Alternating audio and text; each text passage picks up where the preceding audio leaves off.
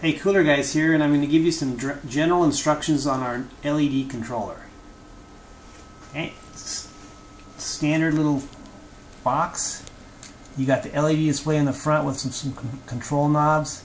On the back of it, you've got power connection here. It's also got connections for up to 4 fans. You've got the thermal probe here. It comes standard with a 2-foot long cable. You can also get an accessory additional 4-foot extension if necessary. It's got a little bypass switch here. You can switch it to on, just turns the fans on, or you can switch it up, go through the thermal controller.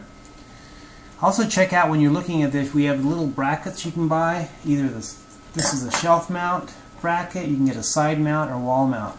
They fit right inside these things. It's a handy way to hold them and place them in your cabinet where they're the most convenient. As far as controlling this, you got to plug power into it. Now, it comes, all our kits, it's going to automatically come with a 2-amp power supply, but if you buy this separately, you got to make sure that you do get our 2-amp power supply. And that's the only thing that'll work with this controller. Plug power into the back. It's going to give you a readout. Right now, it's giving you a readout of 81 degrees ambient temperature. You can switch it to Celsius if you want. 81. Let's plug a fan into the back of this guy, and if you, right here the upper left, if you click on that, it says I want my fans to turn on at 87 degrees. Push it again, it goes back. My lower one down here, it says I want my fans to go off at 83 degrees. Okay. Click it back, it goes back to ambient temperatures. Let's heat this probe up.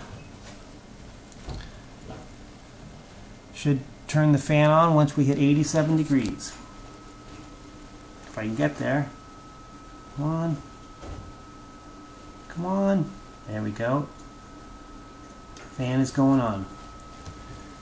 Now when it go, I have it set it to go off at 83 degrees. So it hits that, the fan will go up. Okay, fan's going up.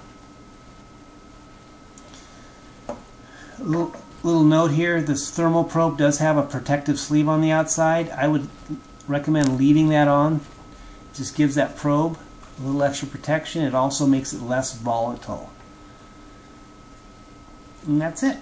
One other quick note, when you're programming this, make sure you program the temperature that you want the fans to go on first, and then the temperature you want them to go off second, because there's got to be a differential on that at least 2 degrees. So you got to make sure that